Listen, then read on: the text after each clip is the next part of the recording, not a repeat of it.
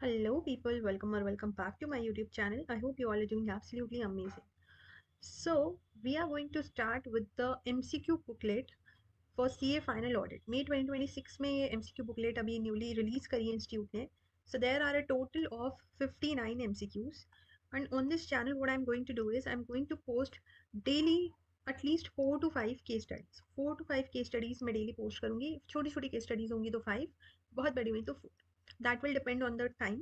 तो बहुत ज़्यादा टाइम भी नहीं लगेगा. आप स्पीड अप करके देखोगे, ज़्यादा स्पीड अप मत करना, 1.3 तक कर लेना, उससे ज़्यादा मत करना. तो आप लोग उसके बाद में जब 4 से 5 वो एमसीक्यूज देख लो ना, उसके बाद अपनी बुक में फटाफट फटाफट वो टॉपिक्स को अंडरलाइन कर लेना जहाँ जहाँ से वो एमसीक्यूज हो. चाहो तो साइमल्टेनियसली भी कर सकते हो, but it can be time taking, तो आप ऐसा बाद में कर लेना.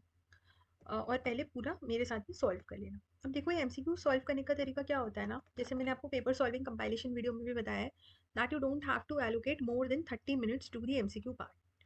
अब 30 मिनट्स में आपके पास में कम से कम 3 तो केस स्टडीज आती हैं, और उसके अलावा 3-4 आपके इंडिविजुअल एमसीक्यूज भी होते हैं जो केस स्टडी के बेस नहीं होते, वो भी थोड़े बड़े ही होते हैं. तो अब ऐसा कैसे पॉसिबल होगा अगर आप पूरी पूरी केस स्टडी पढ़ोगे और इन क्वेश्चंस को अलग पढ़ोगे. तो इसलिए बेटर ये रहता है कि पहले क्वेश्चंस पढ़ो, फिर देखो कि कौन से क्वेश्चंस बिना केस स्टडी पढ़े हो रहे हैं. अगर बिना केस स्टडी पढ़े हो रहे हैं तो वो केस स्टडी सिर्फ ऊपर ऊपर से हम पढ़ लेंगे, जो question without reading the case study हो रहा है. और अदरवाइज हम लोग क्या करेंगे, जो केस स्टडी पे बेस्ड है उसमें डेफिनेटली एनालिसिस डेप्थ में करेंगे. तो अब जैसे ये क्वेश्चन है, फर्स्ट क्वेश्चन, इसमें क्या लिखा है, with regard to the unspent amount of 20 lakhs out of the following, select the appropriate reporting responsibilities of Messrs HG and Company for compliance of CARO 2020. तो क्वेश्चन पढ़ के आपको पता लग गया कि यहाँ पर बात हो रही है कारो 2020 की, reporting responsibilities of messrs Hg and company, यानी कि ये लोग कौन होंगे, ये लोग होंगे ऑडिटर्स, राइट. और आपको क्या करना है, अनस्पेंड अमाउंट का ट्रीटमेंट बताना है एज पर कारो. तो अब इसमें क्या है, whether the company has transferred the unspent amount of 20 lakhs to a fund, 20 lakhs to a fund. तो इसमें क्या है, schedule 7 within a period of 6 months, schedule 3 within a period of 6 months, then schedule 7 within a period of 3 months, या schedule 3 within a period of 3 months. तो अब यहाँ पर ना, ये पढ़ के ये नहीं पता लग रहा है कि ये ऑनगोइंग प्रोजेक्ट का पैसा है या अदर देन ऑनगोइंग प्रोजेक्ट का पैसा है. तो अगर आपको ध्यान होगा, कारो 2020 का क्लॉज नंबर 20, उसमें क्या लिखा हुआ है कि अगर अदर देन ऑनगोइंग प्रोजेक्ट है तो उसका आपको पैसा schedule 7 within a period of 6 months में ट्रांसफर करना है टू अ स्पेशल अकाउंट. लेकिन if there is a situation कि यू नो ऑनगोइंग प्रोजेक्ट है, तो वो फिर आपको as per the specified provisions करना है. उसमें एज सच टाइम पीरियड कोई मेंशन नहीं है, ना शेड्यूल नंबर मेंशन है. अब एक बार देख लेते हैं कि इस क्वेश्चन में किसकी बात करें, इस केस स्टडी में लोग किसकी बात कर रहे हैं. तो इस केस स्टडी में क्या हुआ है, यहाँ पर तो बेसिक्स ही दे रखे हैं कि एचजी चार्टर्ड अकाउंटेंट है, सीएच पार्टनर है, कंपनी की नेटवर्थ, एनुअल प्रॉफिट, ये सब बताया है. अब ये लोग क्या कर रहे हैं, सीएसआर कम्युनिटी इन्होंने कॉन्स्टिट्यूट करी है, और उसमें ये देखा है कि अदर देन ऑनगोइंग प्रोजेक्ट पे पैसा एक्यूमुलेटेड है जो कि अनस्पेंट है. तो अब वो क्या करेंगे, तो सीधा सीधा इसका आंसर आ गया ए ऑप्शन, शेड्यूल 7 6 मंथ्स. अब यहाँ पर ना, ये लोग ऐसे कर सकते थे कि इसको कोई ऑप्शन चेंज कर सकते थे, या फिर इसको नॉट बना देते, मतलब आपको एक्सेप्शन वाला पॉइंट वहाँ पर देखना होता. तो इस टाइप से ये लोग केस स्टडी को घुमाते हैं. एंड इस क्वेश्चन में एक चीज़ ये भी है कि अगर आपने वो चीज़ आपको याद नहीं रही कि आपको किस शेड्यूल नंबर में करना है, या विद इन 3 मंथ्स करना है, 6 मंथ्स करना है, तो obviously there will be chances कि वो गलत हो जाएगा. you won't be able to surely, you won't be able to do it with accuracy. एक तुक्का ही लगा करके आ पाओगे आप. तो ये चीज़ें भी याद करना ज़रूरी होता है, schedule 7 within a period of 6 months. तो आई होप कि क्लॉज 2020 के हिसाब से अब आपको ये याद होगा. अब उसके बाद में नेक्स्ट आता है, how will C H report the matter relating to non compliance under FEMA. तो फेमा में नॉन कंप्लायंस है या नहीं है, ये हम कैसे रिपोर्ट करेंगे. तो इसमें ईओएम में होगा, ओएम में होगा, की ऑडिट मैटर में होगा, या उसको रिपोर्ट ही नहीं करना है क्योंकि कोई रेगुलेटरी एक्शन नहीं है. अब ये क्वेश्चन बिना केस स्टडी पढ़े नहीं हो सकता, तो उसके लिए हम केस स्टडी पे जाएंगे. तो यहाँ पे फेमा की बात कर रहे हैं. अब देखो, ये वाली जो केस स्टडी है, सिंपल केस स्टडी है, क्योंकि यहाँ पे एक एक पैरा इन्होंने डिवाइड कर दिया है एक एक क्वेश्चन के लिए, कि एक एक पैरा पढ़ो, एक एक क्वेश्चन कर लो. तो अब ये जो फर्स्ट वाला पैरा था, that was for first question, now second para is for second question. तो इसमें क्या है, सीएच ने नोटिस करा कि enforcement directorate had issued show cause notice for various non compliances of FEMA and regulatory action against the company में be expected. जो board of directors है, they have not mention the same in their report, क्योंकि उनको लगता है कि outcome जो है वो अनसर्टेन है. Now this is not reflecting anywhere in the financials, however CH को लगता है कि रेलिवेंट है फॉर द यूजर्स अंडरस्टैंडिंग. अब देखो, तीन चीज़ें होती हैं रिपोर्ट में. जो उनका फोर्थ ऑप्शन है वो तो गलत ही है. पहला ऑप्शन है की ऑडिट मैटर, दूसरा है ईओएम और तीसरा है ओएम। तो की ऑडिट मैटर में क्या होता है कि वो जो प्रोसीजर्स करते हैं उसमें से बताते हैं कि कौन कौन से हमें मैटर्स मिले हैं जो मोस्ट सिग्निफिकेंस के हैं। दूसरा ऑप्शन होता है EOM, emphasis on matter paragraph, जो कि डिस्क्लोज वाले मैटर्स की बात करता है। और ओएम ही ऐसा है जो यूजर्स अंडरस्टैंडिंग के लिए रेलिवेंट है and they are also not disclose. तो यहाँ पर क्लियरली लिखा हुआ है that it is not reflecting anywhere in the financial statements. That means यहाँ पर ये लोग क्या करेंगे, दैट मीन्स यहाँ पर ये लोग अदर मैटर पैराग्राफ में रिपोर्टिंग करेंगे। So the option will be B. Now let's move on to another question. इसमें लिखा है which of the following is not a current period adjustment, not a current period।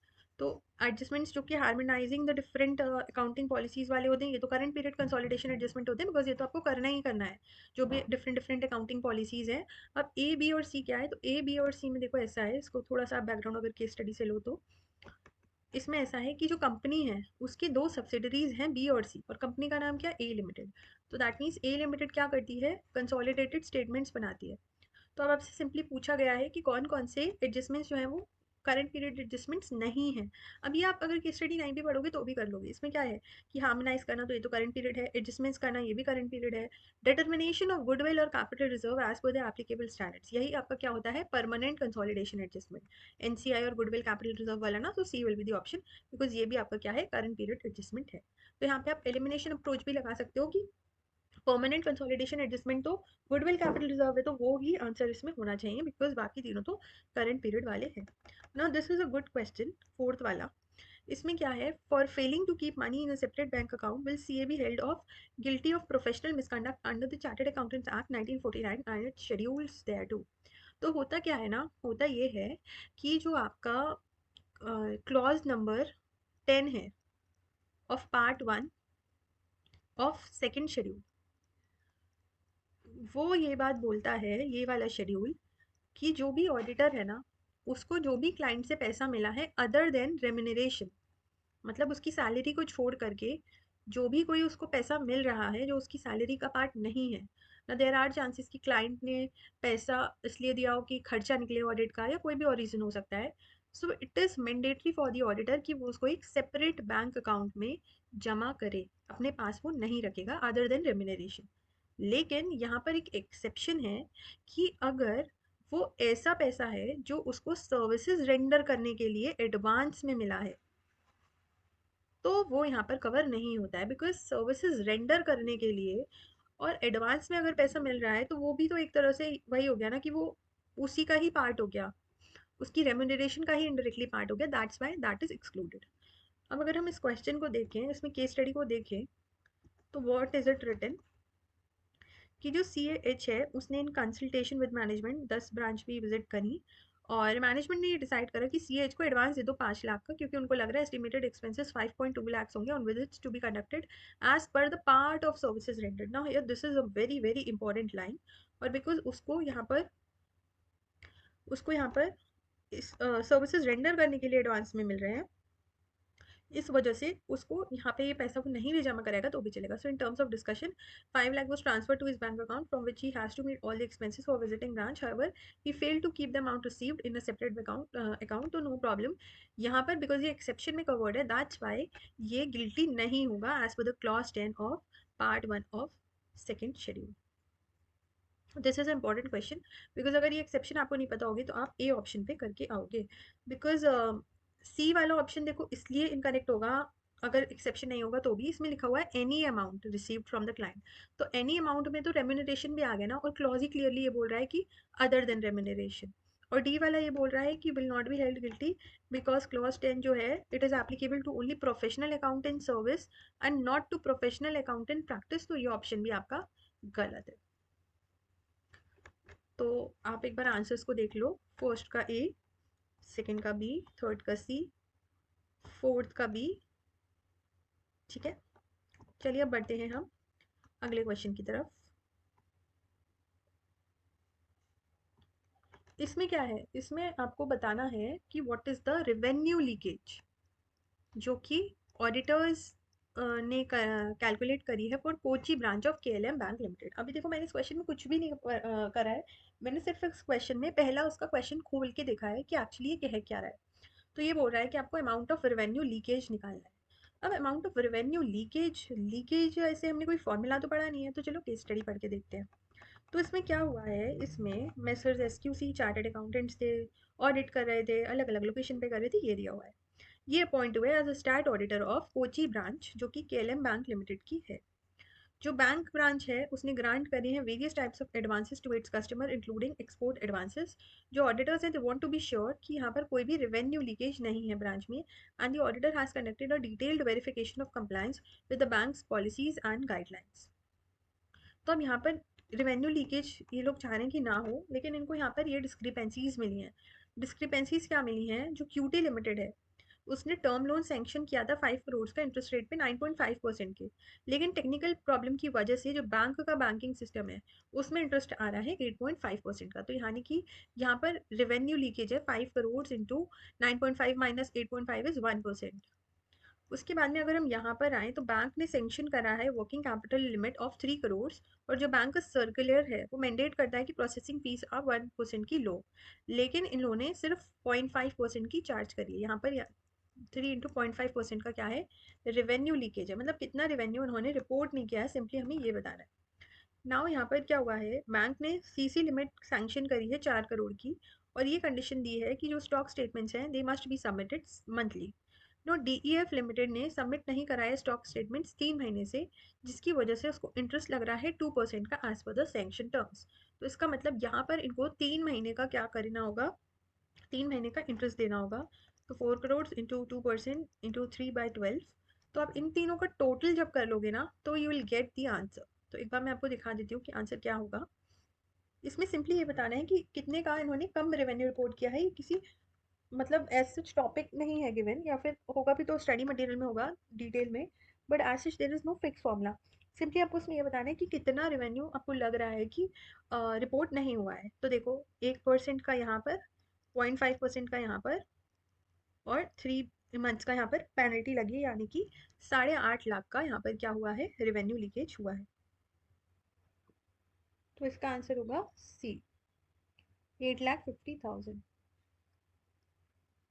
दूसरे question पे बढ़ते हैं। इसमें you have to calculate the aggregate risk adjusted value of above funding assets for reckoning the minimum capital ratio of easy finance limited. तो इसमें आपको निकालना है एग्रीगेट रिस्क एडजस्टेड वैल्यू। तो देखो रिस्क एडजस्टेड वैल्यू आप कैसे निकालते हो, रिस्क एडजस्टेड वैल्यू निकालने के लिए एक मिनट, इससे पहले भी देख लो। यहाँ पर ये एनबीएफसी है, इजी फाइनेंस लिमिटेड क्या है, एनबीएफसी। अब आपको क्या करना है, इसकी रिस्क एडजस्टेड वैल्यू निकालनी है। तो इसके लिए ना वो रेशियोज जो होते हैं ना वो चीज़ होती है। जैसे cash and bank balance including FD पे कितना होता है, 0% का रिस्क होता है। उसी तरह से investment bonds of public financial institutions, इस पे भी 0% होता है, लोन टू स्टाफ पे इस पर होता है शायद 100%।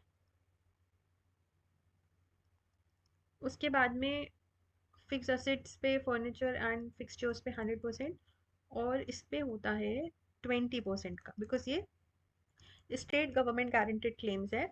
यहीं पर अगर सेंट्रल गवर्नमेंट गारंटेड क्लेम्स होता तो फिर वो 0% हो जाता। इसी तरह से अगर गवर्नमेंट सिक्योरिटी होता, स्टेट गवर्नमेंट सिक्योरिटी, तो भी कितना हो जाता, 0% हो जाता।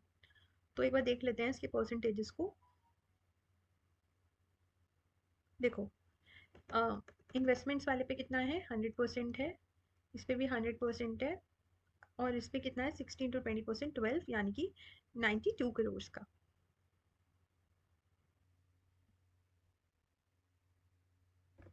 तो इसका आंसर कितना होगा, इसका आंसर होगा 92 करोड़ का। That means your option number B. Now third question is how will Messrs SQC and Associates report under CARO 2020 with reference to revaluation of assets of MRP Limited? तो जब भी revaluation होता है CARO 2020 में, तो हम लोगों को क्या रिपोर्टिंग करना होता है, ऑप्शंस देख लेते हैं। Report only the revaluation of software assets, mention that valuation is done by registered valuer and specify the amount of change। Second option क्या कह रहा है, सेकेंड ऑप्शन कह रहा है report only the revaluation of buildings, mention करो कि ये रजिस्टर्ड वैल्यूअर ने करा है और अमाउंट ऑफ चेंज कर दो। सी ऑप्शन कह रहा है both the revaluations of building as well as software asset is not required to be reported, और डी बोल रहा है कि दोनों की रिपोर्टिंग करो। तो यार डी होना चाहिए, बिकॉज दोनों की ही करते हैं हम, इंटेंजिबल एसेट्स की भी और पीपीई की भी। बट एक बार हम लोग अपने सेटिस्फैक्शन के लिए केस स्टडी को भी गो थ्रू कर लेते हैं। तो इसमें उन्होंने ये बोला है कि यहाँ पर क्या है, 6% का इंक्रीज है over the gross carrying value of building, it represents 12% increase over the net carrying value of the buildings. तो देखो, ये चीज़ यहाँ पर इंपॉर्टेंट हो जाती है कि आपको नेट कैरिंग वैल्यू देखना है या फिर ग्रॉस कैरिंग वैल्यू देखना है, दोनों का ही। ठीक है, तो यहाँ पर सिर्फ पीपी और इंटेंजिबल एसेट्स की ही बात नहीं है, बल्कि यहाँ पर बात किसकी है, टर्म की भी बात है कि उन लोगों ने क्या टर्म यूज़ कर रखा है कारण में। तो टर्म यहाँ पर क्या है, टर्म यहाँ पर है कि जब भी there will be a change of 10% और more in what, in net carrying value. So this is important here. आपको नेट कैरिंग वैल्यू अगर 10% से ज़्यादा होगा, मतलब 10% से ज़्यादा का चेंज होगा, तो करना होगा आपको। तो 10% से ज़्यादा का रिडक्शन या फिर इंक्रीज। तो यहाँ पर कितना हो रहा है, 16% का रिडक्शन हो रहा है, यहाँ पर 12% का इंक्रीज हो रहा है। तो no matter there is increase और decrease, but there is a change, right. तो चेंज है, इस वजह से you will have to report about both. तो ऑप्शन यहाँ पर डी ही रहेगा। उसके बाद में नेक्स्ट क्वेश्चन क्या है, नेक्स्ट क्वेश्चन है आपका, कौन सी ओपिनियन देनी होगी मेसेस एसक्यूसी को in their auditors report considering the two observations. तो इसमें दिया है कि आप एक अनमॉडिफाइड ओपिनियन दे दोगे क्योंकि मैटर जो है वो मैनेजमेंट से मेरे परवेसिव नहीं है, या फिर ऑब्जर्वेशन 1 में की ऑडिट मैटर दोगे और ऑब्जर्वेशन 2 में ईओएम, ऑब्जर्वेशन 1 में अदर मैटर दोगे, ऑब्जर्वेशन 2 में क्वालिफाई कर दोगे because there is material but not pervasive, and observation 1 में की ऑडिट मैटर दोगे एंड क्वालिफाई कर दोगे सेकंड में if there is material but not pervasive. तो कई बार ऐसा होता है कि अगर ये लोग एक चीज़ में ही एक पॉइंट रिपीट करते हैं ना, तो चांसेस ये होते हैं कि उसी में से एक ऑप्शन होगा, जैसे बी और डी में से मुझे एक लग रहा है। अब चलिए एक बार पढ़ लेते हैं कि क्वेश्चन में है क्या सीन, बिकॉज इसमें दोनों ही बार इन्होंने ऑब्जर्वेशन 1 में की ऑडिट मैटर बोला है, बट ऑब्जर्वेशन 2 का इन्होंने चेंज कर दिया। तो ऑब्जर्वेशन 1 देख लेते हैं। ऑब्जर्वेशन 1 में क्या हुआ है कि कंपनी ने रॉ मटेरियल दिए हैं, और रॉ मटेरियल लिए हैं large number of local and international supplier से, और जो ट्रेड पेबल्स है वो सिग्निफिकेंट पोर्शन है टोटल लाइबिलिटीज़ का, और सब्सटैंशियल नंबर ऑफ सप्लायर्स जो हैं दे वो subject to reconciliation issues, delayed confirmation और इतने सारे मतलब इशूज़ थे। मैनेजमेंट ने इस चीज़ पे रिस्पॉन्ड नहीं करा प्रॉपरली टू द इशूज़ जो ऑडिटर ने रेज करे थे। It was considered as a high risk area by the auditor, लेकिन based on other audit procedures ये कंक्लूड कर लिया गया कि जो ट्रेड पेबल्स हैं they have been appropriately recorded. तो अब इस केस में क्या हुआ है, इस केस में ऑडिटर ने काम करा है, बट इस केस में डिस्क्लोजर की बात तो नहीं हो रही है कोई भी कि डिस्क्लोजर है या नहीं है, लेकिन यहाँ पर सिग्निफिकेंस भी हमें लग रही है बिकॉज हाई रिस्क एरिया है, इस वजह से यहाँ की ऑडिट मैटर होगा। अदर मैटर यहाँ इसलिए नहीं होगा बिकॉज अदर मैटर जैसा कुछ भी नहीं है, यूजर की अटेंशन में लाने जैसा कुछ भी नहीं है, उसको अदर प्रोसीजर से इतना तो पता लग गया ना कि ट्रेड पेबल में कोई भी प्रॉब्लम नहीं है, उसकी अकाउंटिंग में रिकॉर्ड जो हुआ है वो प्रॉपरली रिकॉर्ड हुआ है, लेकिन ये सिग्निफिकेंट पोर्शन है। ठीक है, तो दैट मीन्स यहाँ पर क्या है, ये मोस्ट सिग्निफिकेंस होल्ड करता है। तो इस वजह से ऑब्जर्वेशन 1 में तो इन्हें की ऑडिट मैटर की ही रिपोर्टिंग करना होगी। की ऑडिट मैटर और अदर मैटर पैराग्राफ में जो मेन डिफरेंस होता है ना वो यही होता है कि की ऑडिट मैटर में वो मैटर्स होते हैं जो ऑडिटर ऑडिट के दौरान अ, उसको लग रहा है कि बहुत ज़्यादा सिग्निफिकेंस के, और अदर मैटर ऐसे होते हैं जो रिलेटेड नहीं है फाइनेंशियल से। तो वो एक डिफरेंस होता है।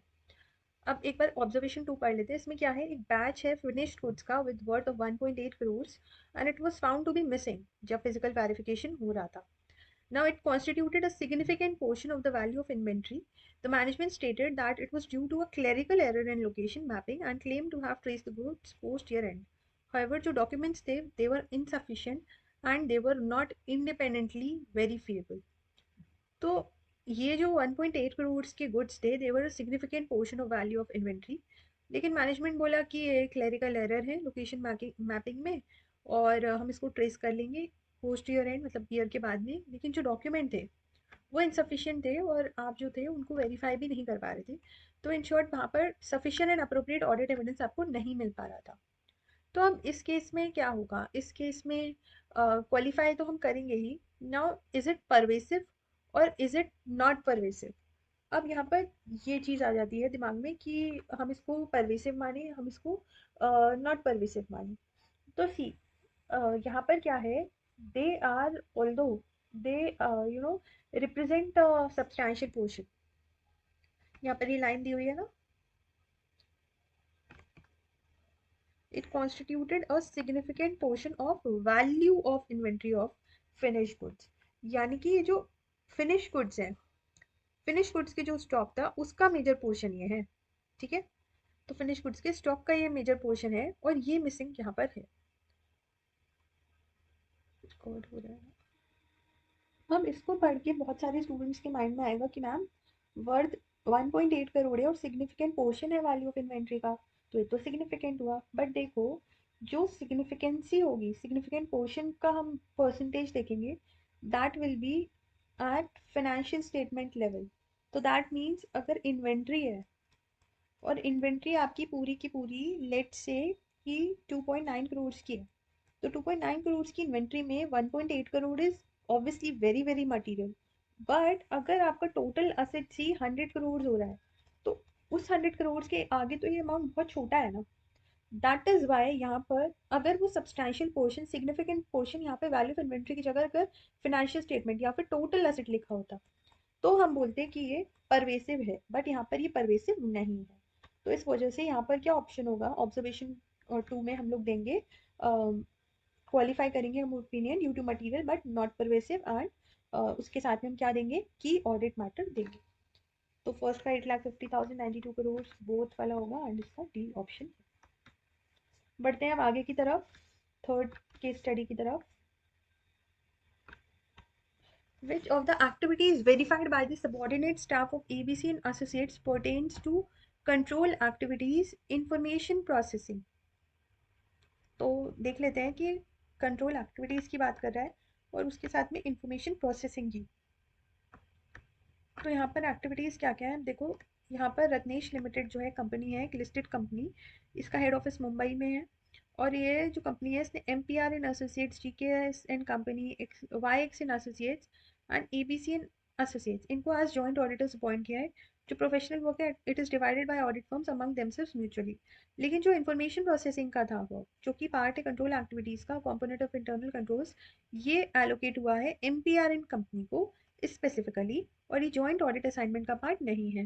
Now due to shortage of resources M P R and company ने हेल्प ली है स्टाफ की एबीसी एंड एसोसिएट्स के इस वेरिफिकेशन के लिए। और जब ये चीज़ कर रहे थे ऑब्जर्वेशन, तो उन्होंने ये कंट्रोल एक्टिविटीज़ देखी।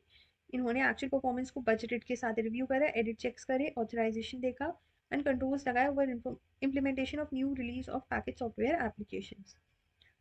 और उसके बाद में उन्होंने देखा कि जो न्यू इंडेक्स है ये 1 अप्रैल 2026 से इम्प्लीमेंट हो जाएंगे। तो कौन कौन सी एक्टिविटीज़ इसमें उन्होंने दिया है, verified by the subordinated staff, ये इंफॉर्मेशन प्रोसेसिंग की कंट्रोल एक्टिविटीज़ को पर्टेन कर रही थी। ये लोग ये पूछ रहे हैं सिंपल लैंग्वेज में।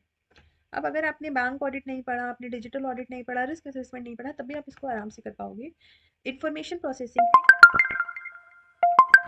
एडिट चेक्स जो है वो पार्ट होगा, authorization for access to computer programs ये तो पक्का होगा, ठीक है। और ये सॉफ्टवेयर रिलीज वाला भी पक्का होगा। अब ये लोग बात कर रहे हैं कि यहाँ पर,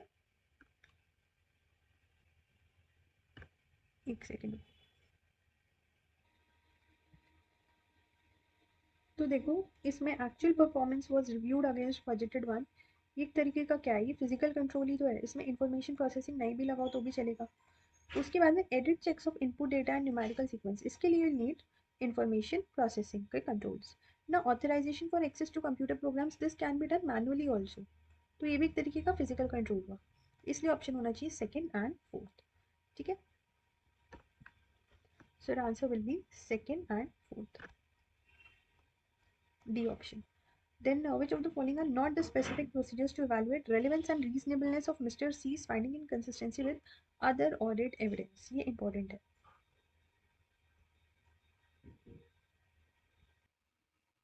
Which of the following are not the specific procedures to evaluate the relevance and reasonableness of Mr. C's finding in consistency with other audit evidence? तो हमको ये बताना है कि कौन कौन से प्रोसीजर्स हैं, which of the following are not the, मतलब प्रोसीजर्स नहीं हैं ये इवैल्यूएट करने के लिए कि जो मिस्टर सी की फाइंडिंग है और कंसिस्टेंसी अदर ऑडिट एविडेंस के साथ में वो कितना रेलिवेंट और कितना रीजनेबल है। अब पहले हम लोग देख लेते हैं कि कौन कौन से इन लोगों ने लिस्ट दी है। तो यहाँ तक तो है। Now Y X and associate ने मिस्टर सी एक एक्सपर्ट को अपॉइंट करा है to verify the actual valuation done by the company. They perform the following specific procedures to evaluate the relevance and reasonableness of Mr. C's finding. इसका मतलब यहाँ पर किसका हुआ है, using the work of expert, यानी कि SA 620।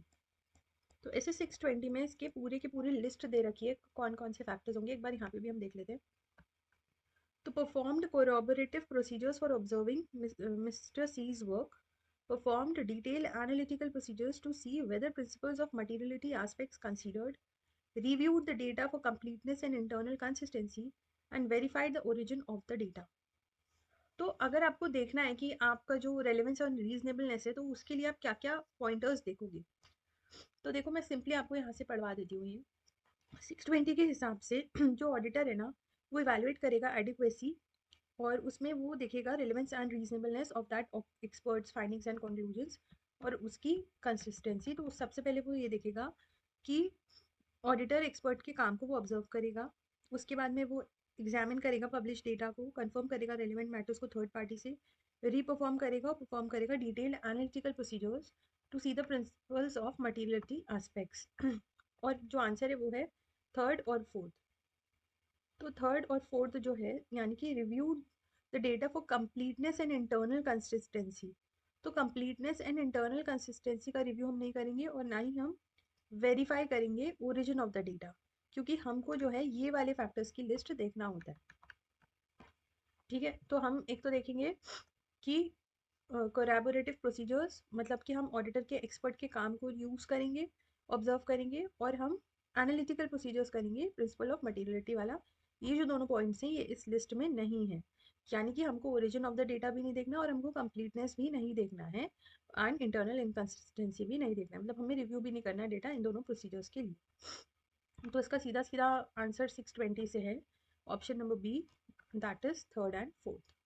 ठीक है, so which of the following is not लिखा है यहाँ पे, नॉट द स्पेसिफिक प्रोसीजर्स, तो ये स्पेसिफिक प्रोसीजर्स नहीं है। Now effect of early adoption of Ind AS will be reported under which head in the audit report.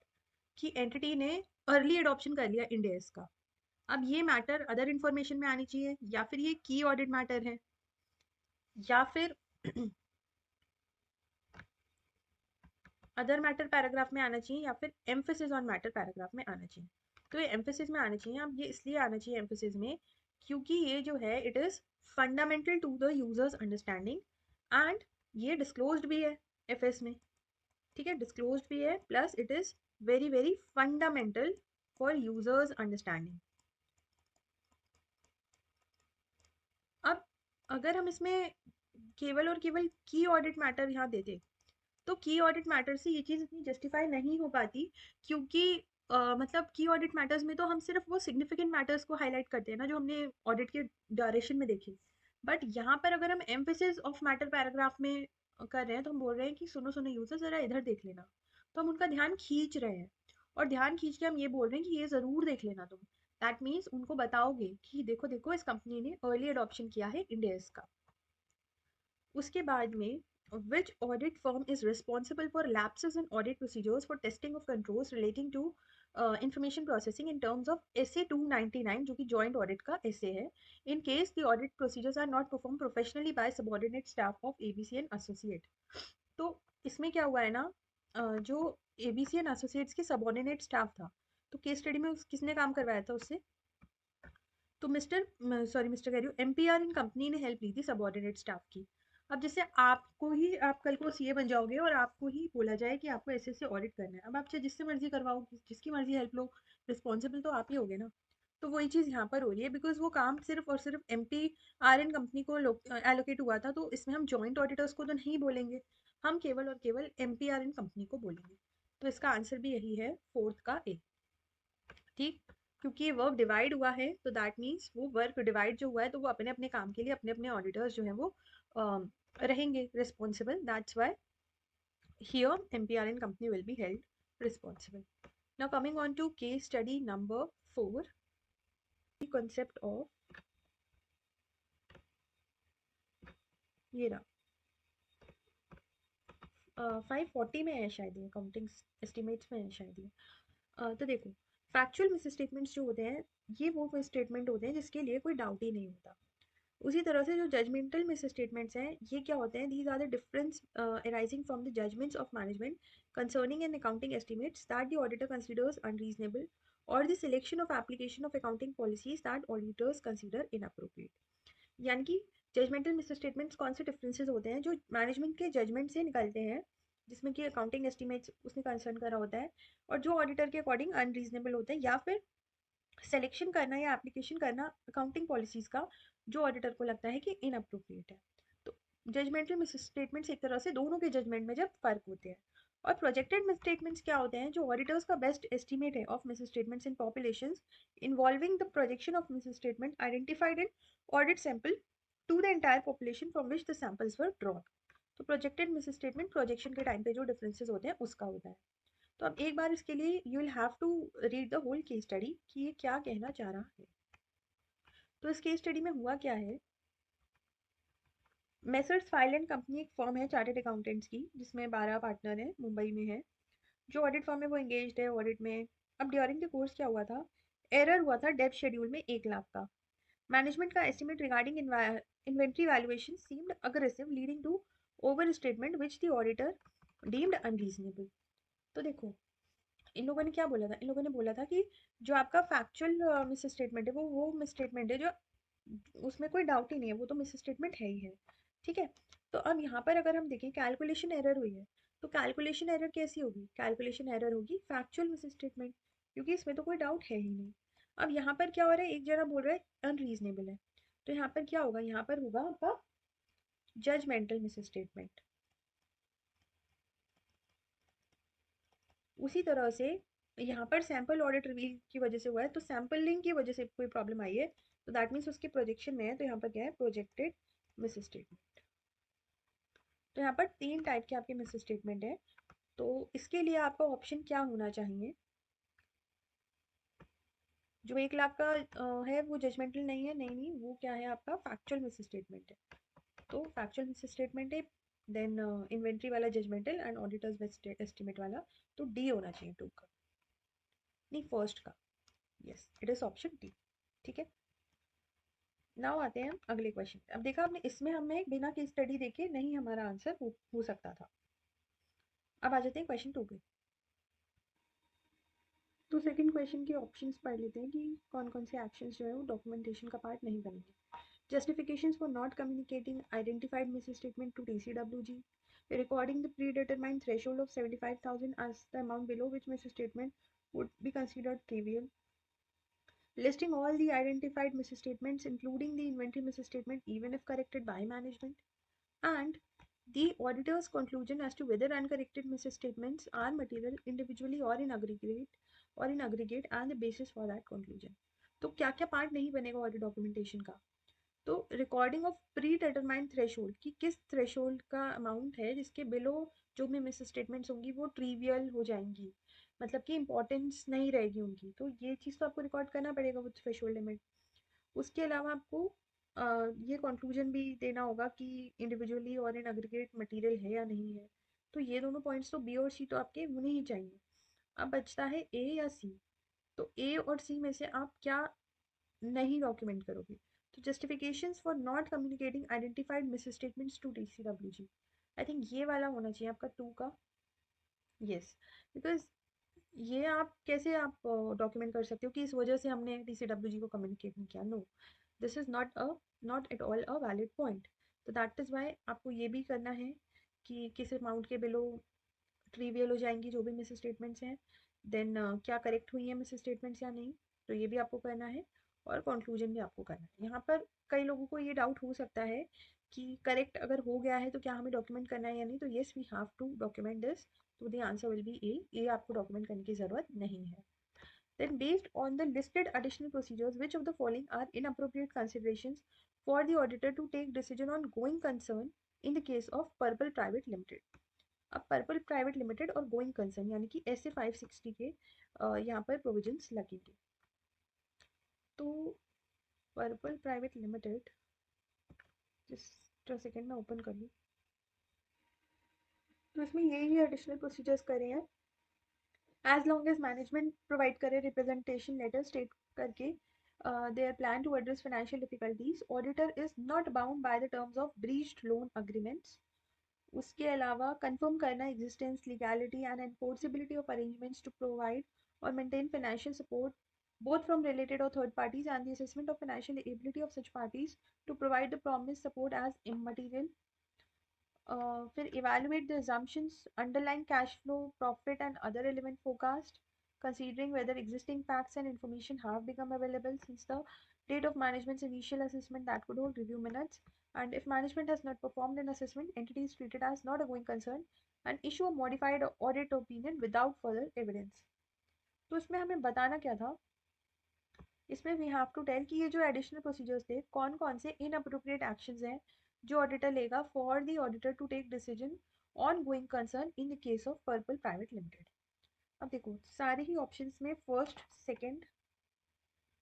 और second दो में है, सेकंड और थर्ड और फोर्थ. ठीक है, तो फर्स्ट वाले में क्या है, first second third fourth, then first second fourth और सिक्स्थ, सेकंड थर्ड फोर्थ और sixth, third fourth fifth sixth. तो यानी कि फोर्थ जो है वो तो सब में ही है और सिक्स्थ भी जो है वो तीन में है, सिक्स्थ भी तीन में है ना, तो फोर्थ और सिक्स्थ तो है ही है. ठीक है, तो फर्स्ट वाला तो ऑप्शन देखो आपका नहीं होगा. अब देख लेते हैं फर्स्ट सेकंड फोर्थ सिक्स्थ है या फिर सेकंड थर्ड फोर्थ और सिक्स्थ है या फिर थर्ड फोर्थ फिफ्थ और सिक्स्थ है. तो फोर्थ और सिक्स्थ पक्का है. अब हम देख लेते हैं फर्स्ट सेकंड और थर्ड.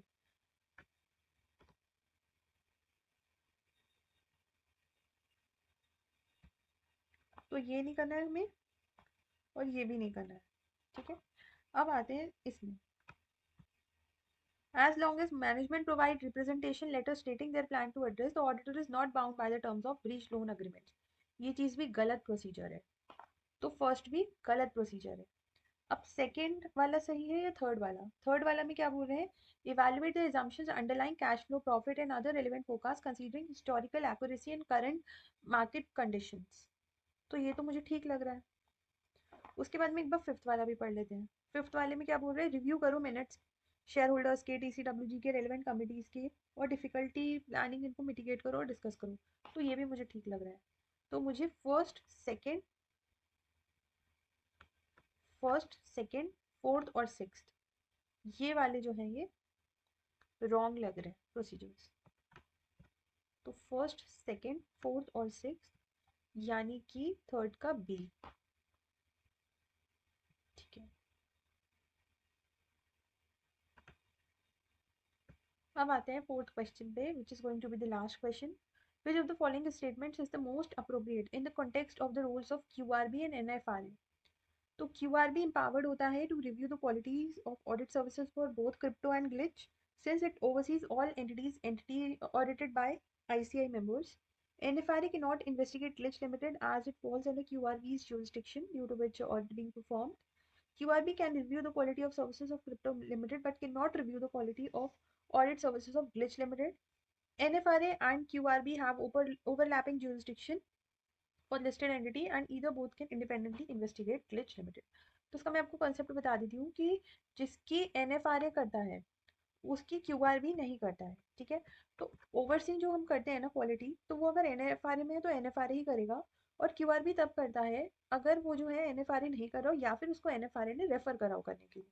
सो दैट्स वाई इस वाले केस में जो है, अभी हम एक बार केस स्टडी में भी देख लेते हैं इसको, कि ग्लिच लिमिटेड का इसमें ऐसा है कि रिव्यू जो है वो NFRA ऑलरेडी कर रहा है. यहाँ पर QRB is interested during the review, QRB ने आइडेंटिफाई करा है crypto limited is neither covered by NFRA. Crypto limited NFRA नहीं करता है और ना ही ये QRB करता है. ठीक है, और जो ग्लिच लिमिटेड है, NFRA जो है ग्लिच लिमिटेड है उसका क्वालिटी रिव्यू करता है. ठीक है, तो इस वजह से बिकॉज NFRA ग्लिच लिमिटेड को देख ही रहा है तो वहां पर QRB को आने की कोई जरूरत नहीं है, लेकिन जो NFRA नहीं कर रहा है वो QRB को करना चाहिए. तो इसका ऑप्शन होगा सी और वो हमने अभी देख ही लिया था. तो इस तरह से हमें कुछ कुछ क्वेश्चंस में एलिमिनेशन मेथड लगाने, कुछ कुछ क्वेश्चंस में डायरेक्ट कॉन्सेप्ट्स लगाने हैं और इस तरह से MCQs करने हैं. अभी आप देखोगे तो धीरे धीरे आपका स्पीड बढ़ जाएगा. मेरे को थोड़ा स्पीड इसलिए कम हो रहा है बिकॉज मुझे एक्सप्लेन भी करना पड़ रहा है. तो आपको इतना टाइम नहीं लगेगा. ये पूरी बुक प्रैक्टिस कर लोगे ना तो आपको हैबिट हो जाएगी कि किस तरह से हमें करना है. एंड तक जाते जाते स्पीड इंक्रीज हो जाएगी. सो this is all about the first video of MCQs. कल से हम लोग फिफ्थ केस स्टडी स्टार्ट करेंगे। तो आई होप कि इससे हेल्प मिली होगी, और फिर आपसे मिलती हूँ मैं नेक्स्ट वीडियो में।